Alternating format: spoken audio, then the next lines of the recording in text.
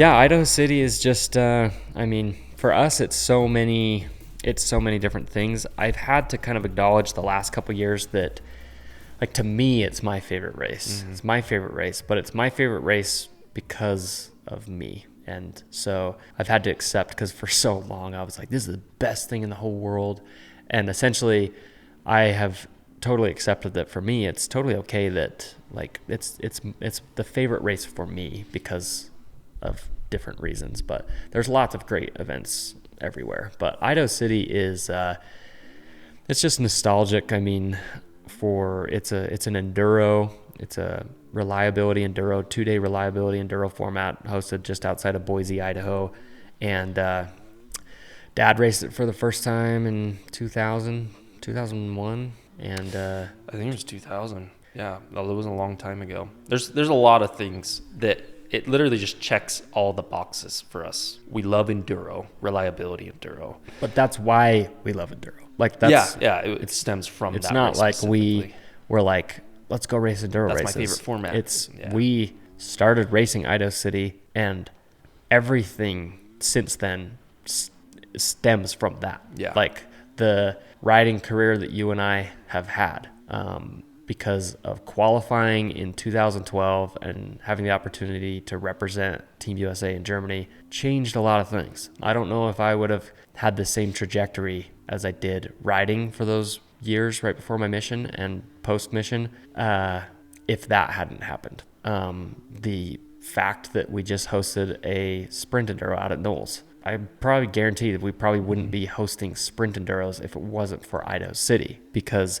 Idaho City is what got us into enduro. It's what got us so passionate about it. It's the reason why we went to the ISDE, because we qualified for enduro. It's the reason why we had so many experiences at ISDE, and why we're so passionate about enduro, and really, the Idaho City is the reason why there's even enduros in Utah now, with the Chimney Rock Enduro, or some of the enduros they did at Windover, or the one that we're doing now at Knowles. Like, all of that comes from Idaho City. It's got a long history. And so, like, what year is this one? 2015. Yeah, what same year as that? But how many?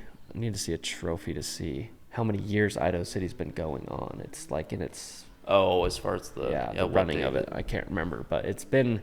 Have we hit the 50th? I don't think it's not the 50th yet. I think that it's probably around 30, around 40 or something. I'll 30 have to look or 40. it up. Yeah, it's been around. Yeah, I think that's probably a big reason we like it so much, is the magic that used to, and for us still exists around it, because of it used to be a ISDE qualifier, or the West Coast ISDE qualifier. So there was a prestige factor to it. They still enforce 42nd. This year's annual. the 42nd annual. They still enforce the same reliability rules that come with impounding your bike, the times that you can work on your bike, checks, all that. They still enforce all that. But when it was a 6 days qualifier, I mean, they had quote unquote marshals paying attention to it. And I mean, it was supposed to replicate what it's like to race 6 days. And that was just cool. And I think that magic of it being a qualifier kind of still exists for us a little bit. And just like you mentioned, Germany and the years after, going around the world, qualifying multiple times and racing 6 days, like, it shaped our passion quite a bit, significantly. So there's a lot of reasons that it's the best. We also love single track, and it's one of the few races that you get to race single track in the West. Yeah. So it's a small town. Idaho City's a cool freaking town. And that's one of the biggest reasons now that we enjoy it so much, is that our whole family goes. It's a whole family event, and we actually enjoy just as much, maybe even more, just hanging out, enjoying the small town of Idaho City in the Idaho mountains that time of year together as a family. That absolutely has a huge influence on why it's so fun. But I'm very, very excited. I mean, for me, like, I guess when I tell people now, I mean, it's always right at the first week of June. It's always the first weekend after Memorial Day. And so it does have a really good chance of the conditions being good. That time of year, it's very green.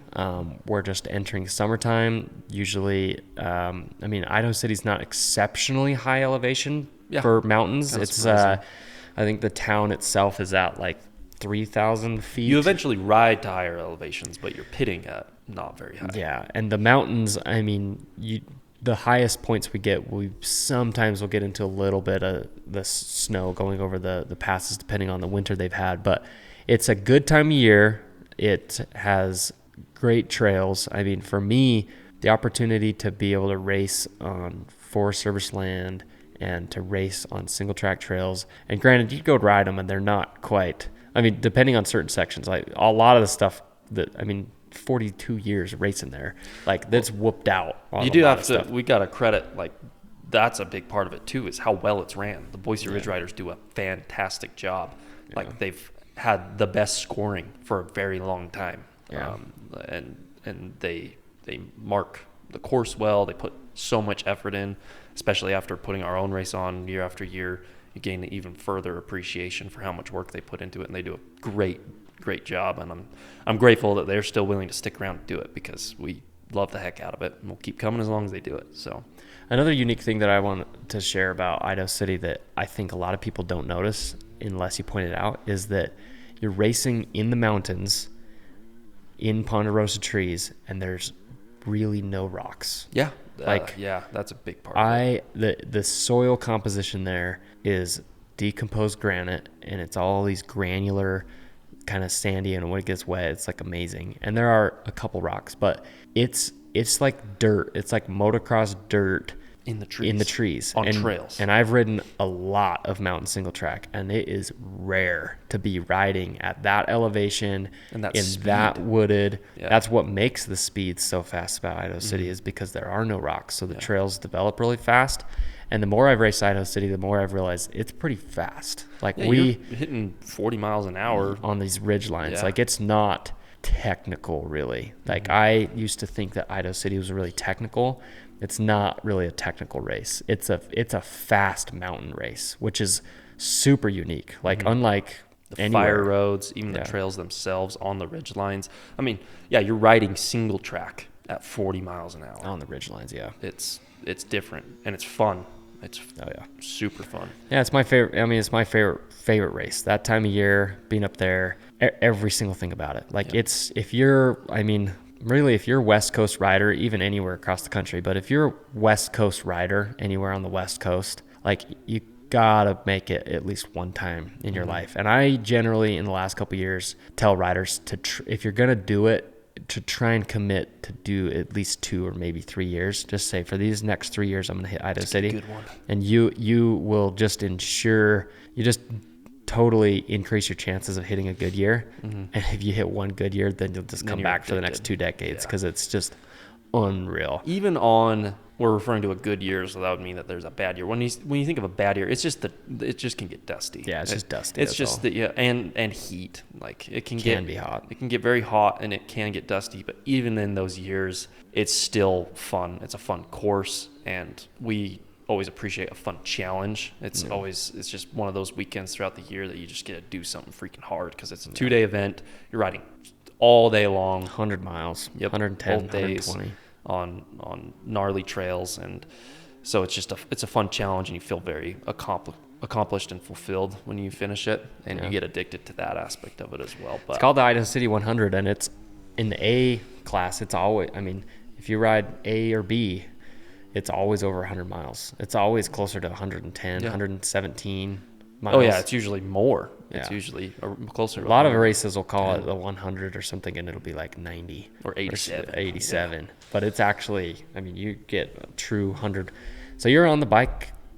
We're on the bike 5.5, 6 hours. On trails for a lot of it too. It's not Warner Valley, Rhino Rally, bombing through miles, dirt roads. You hit fire roads, but not for very, very long. You're riding trails, so it slows it down, and you have to stay focused the whole time. You're mentally exhausted.